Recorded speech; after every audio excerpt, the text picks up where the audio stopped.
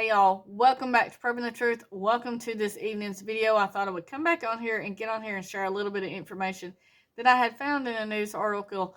Most of us knows that this is going on and this is happening, but the more we talk about it and the more we get it out there, the more people can realize what is going on, and it keeps us all updated on just how much is happening. So, the diesel crisis, the diesel shortage, the diesel prices raising. Not only is it happening in America, but it's also happening in other countries. You know, the diesel crisis is going global. It's happening all over the country. It's happening all over the world. Not only are we having to worry about our power plants possibly not being powered, but we have to worry about our whole entire industry. You know, everything is fueled with diesel. You know, ships, trucks, trains, power plants. You know, our utility services require that to make power.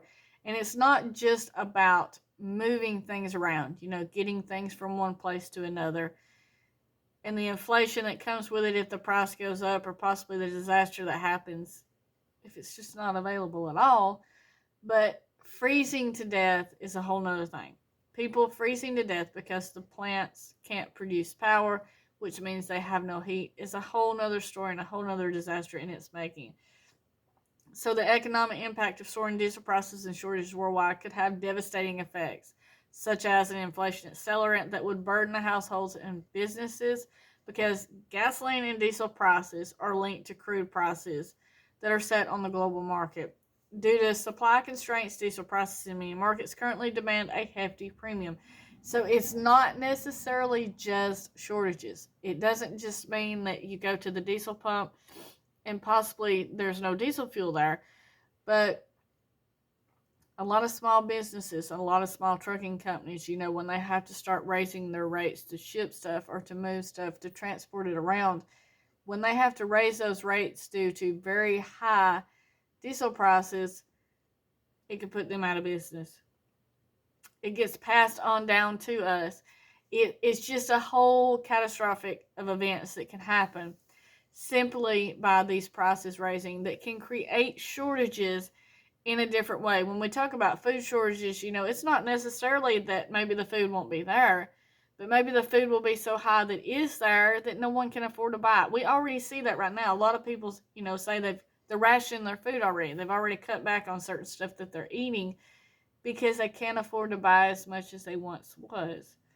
Maybe they're not eating as much meat, they're eating more vegetables. Maybe they're not eating organic or fresh produce and they're buying canned vegetables and more processed foods, which is a lot of the American diet because of the price. You know, it's a lot higher to eat fresh produce and food than it is to go grab the processed food in the middle of the grocery store.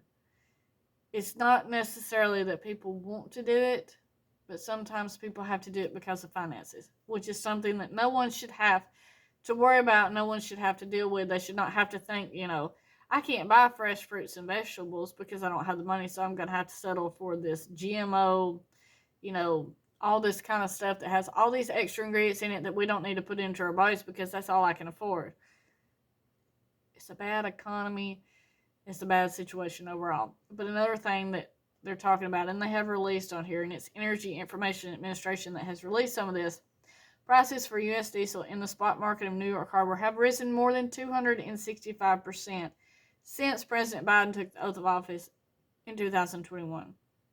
Prices have reached $5.37 a gallon in the spring of 2022. They're saying they've slumped just a little bit, but around here, diesel prices are still ridiculous. They ain't went down much. I mean, they're still staying way higher than they was in 2021. Gas prices have come down some, but gas prices are still not down where they need to be. It's just ridiculous. So if you're one of those people that doesn't like high gas prices and you would prefer the gas to be lower and the economy to be booming and inflation to go down, be sure to give me a thumbs up and hit that subscribe button if you haven't already done that, because I agree with you on it. But it's just all of this stuff at one time that's going on, and they're telling us about the dangers of supplies running low. that might cause delivery delays for customers, empty shelves, stuff not being there. And we know that and we understand that if the supplies are low. But it might not just be supplies low, it might just be because there's less people out there running the companies to move the stuff. Hey, we don't know. Be prepared for anything that may come. Try to stock up as much as you can right now. And be prepared. And then in the process of stocking up stuff, stock up supplies to help you be more self-sufficient, more on your own, where you don't have to rely on all this stuff going on, seeds, buy canning supplies so that you can preserve those vegetables that you grow, things like that. If you can grow chickens, grow chickens. If you can grow pigs or cows or goats or anything like that, dairy is ridiculous in prices right now. The eggs have gone up crazy.